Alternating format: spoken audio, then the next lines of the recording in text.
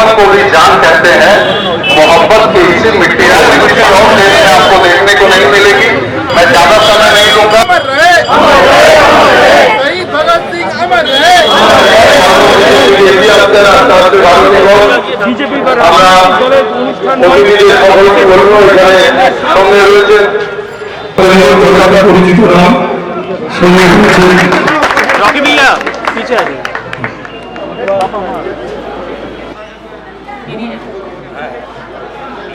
আমাদের মধ্যে আমাদের যুব মোর্চার আরবিনজিকেও দেখতে পাচ্ছি। আরবিনজি নমস্কার। আর ছোটদের ভালোবাসা জানাচ্ছি। মকর সংক্রান্তি শেষ হয়ে গেছে, নতুন বছর শুরু হয়ে গেছে, তাই নতুন বছরের শুভেচ্ছা জানাচ্ছি। আমরা আজকের এই পবিত্র কার্যক্রম অর্থাৎ রক্তদান শিবির এই সম্পর্কে কিছু বলার আগে আমি চাইবো যে যেখানে আছেন বিশ্বের মানচিত্রে ভারত মাতাকে যাতে সম্মানের সঙ্গে আমরা দেখতে পাই, তাই ভারত মাতাকে সম্মান জানিয়ে দু হাত তুলে বলবেন ভারত মাতা কি, ভারত মাতা কি, ভারত মাতা কি। ধন্যবাদ।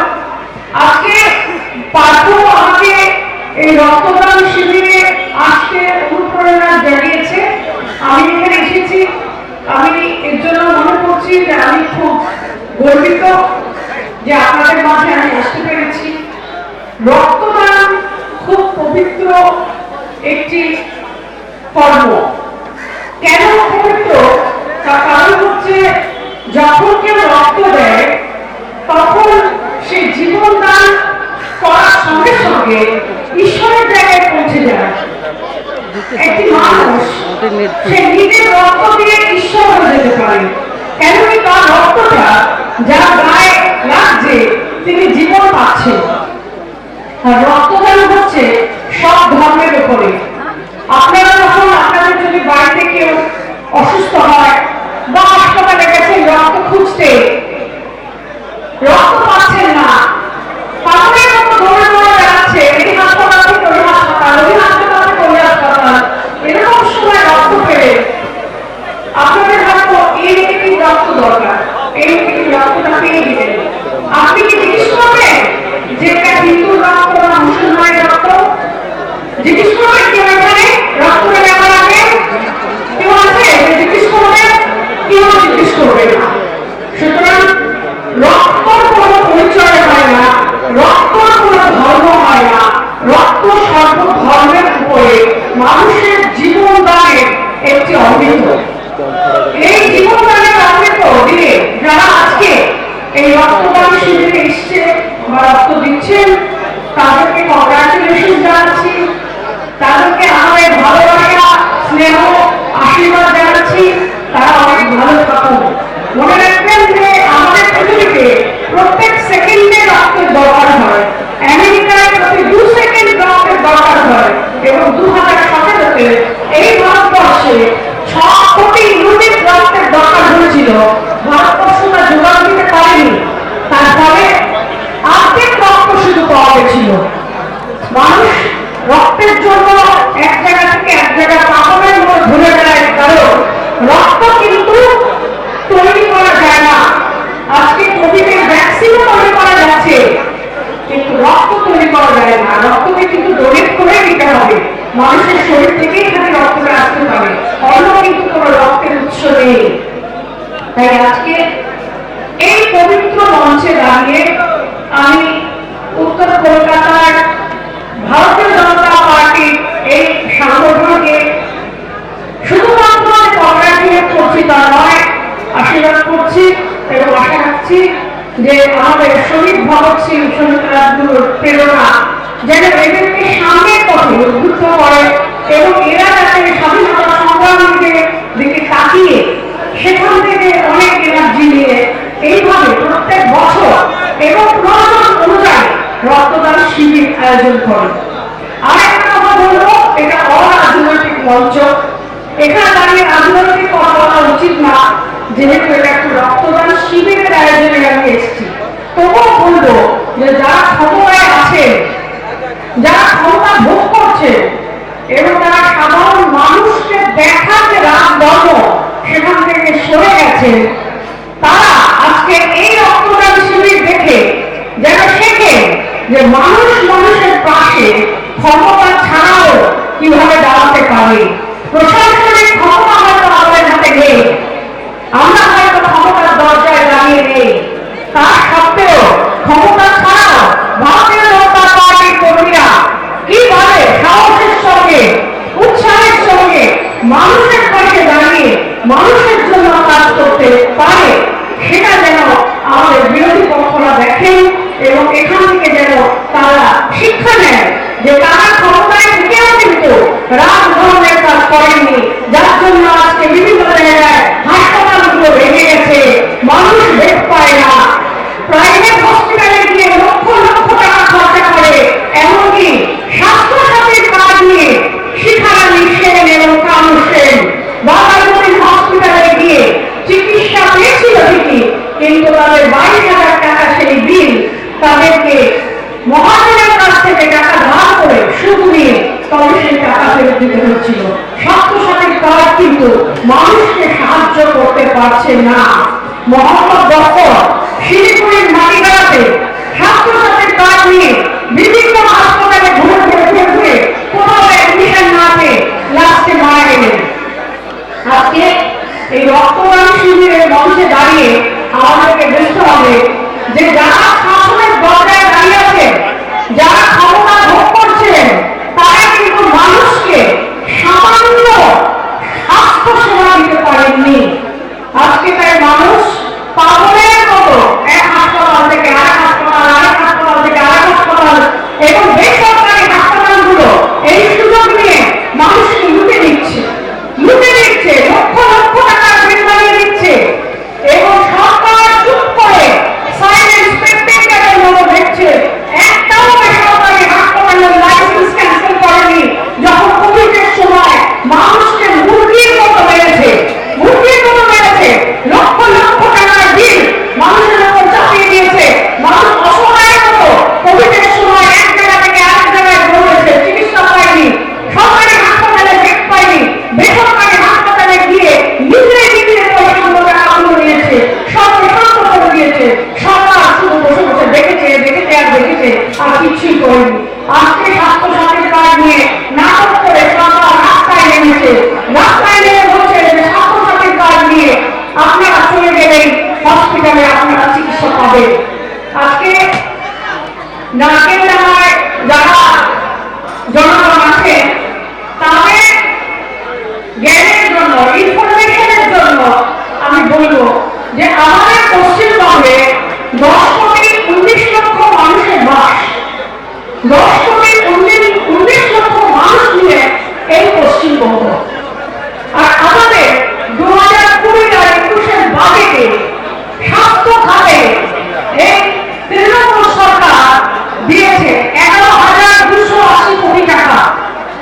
11,280 কোটি টাকা যদি স্বাস্থ্য খাতে থাকে আর তার ভেতর থেকে যদি বিভিন্ন হাসপাতাল তৈরি করা হয়, কোভিড বেড তৈরি করা হয়, ডাক্তারদের মাইনে টাইনা দেওয়া হয়, সবকিছু করা হয়, তাহলে 11,280 কোটি টাকা থাকে না, কমে যায়। আমি তাও ধরে নিলাম যে পুরোপুরি স্বাস্থ্য খাতের যে টাকাটা বরাদ্দ আছে 11,280 কোটি টাকা, সেটাই খরচা হলো। সেটাও যদি স্বাস্থ্য সাথী কার্ডের জন্য কোনো বিমা কোম্পানিকে দেওয়া হয়, তাহলে 10 কোটি মানুষকে যদি 11,280 কোটি টাকা দিয়ে ভাগ করা হয়, তাহলে প্রত্যেক মানুষের মাথা পিছু 1,117 টাকা স্বাস্থ্য খাতে পশ্চিমবঙ্গ সরকার বরাদ্দ করেছে। অর্থাৎ আপনারা যদি কেউ অসুস্থ হন, কোনো সরকারি হাসপাতালে বা বেসরকারি হসপিটালে স্বাস্থ্যসাথী কার্ডটা নিয়ে যান, তাহলে আপনাদের পেছনে সরকার 1,117 কোটি টাকা জমা রেখেছে। আপনারা 5 লক্ষ টাকার বিনা পয়সার চিকিৎসা পাবেন না। এটা একটা গাঁজাখুরি। কোন স্বাস্থ্য বীমা কোম্পানি এই পৃথিবীতে হয়নি যারা 1,117 কোটি টাকা 17 টাকা নিয়ে 5 লাখ টাকার বিনা পয়সার চিকিৎসা দেবে। এই গাঁজাখুরি স্বাস্থ্যসাথী কার্ডটা